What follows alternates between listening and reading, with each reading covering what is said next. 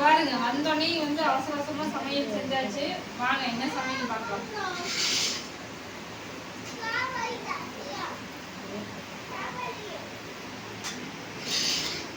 Friends இப்போ time பார்த்தீங்கன்னா 10 மணி ஆயிடுச்சு. சமைச்சு முடிக்கிறதுக்கு வந்ததே 9 மணிக்கு பக்கமாக வந்தோமா, சமைச்சு முடிக்கும்போது 10 மணி ஆயிடுச்சு. கொண்டு வா ஃப்ரெண்ட்ஸ். இது பாருங்க தட்டைப்பயிறு குழம்பு வச்சு ரசம் அடிச்சாச்சு.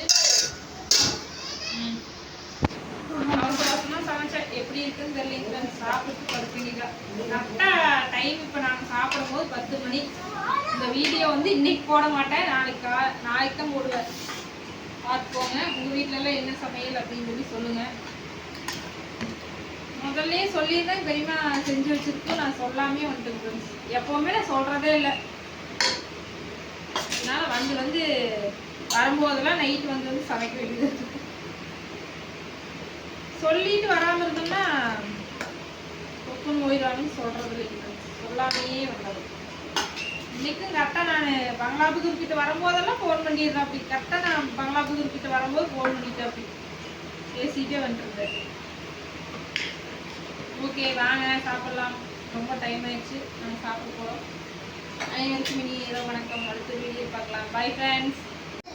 சாப்பிட்ற கூப்பிட்டு வரவே மாட்டேங்குது. வரும்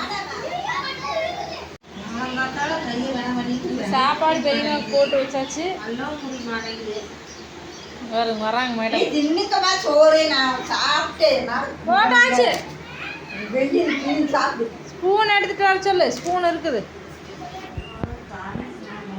வாங்க ஃப்ரெண்ட்ஸ் சாப்பிடலாம். ஆமாங்க நண்பர்களே, நைட் 10 மணி ஆயிடுச்சுங்க. சூப்பராக செஞ்சுருக்குதுங்க எங்கள் பாப்பா. தட்டைப்பயிறு நல்லா இருக்குது. காலங்காத்தால போய் கையை வேற கண்ணாடியில் கிழிச்சு, கண்ணாடி குத்தி கையை கிழிச்சு இப்போ அள்ளியும் சாப்பிட முடியல, ஒன்றும் சாப்பிட முடியல பசியோட. அந்த மீன் குவலை இருக்குல்லங்க ஃப்ரெண்ட்ஸ், அந்த மீன் குவலை உடஞ்சி சுகாஸ் வீட்டுக்குள்ளேயே போட்டு வாசல்ல அது கிழிச்சிச்சு கை. தண்ணி நண்பர்களே சாப்பிடலாம். சுட்டு குடத்தையும் ஊக்கிட்டு வர மாட்டேங்குது.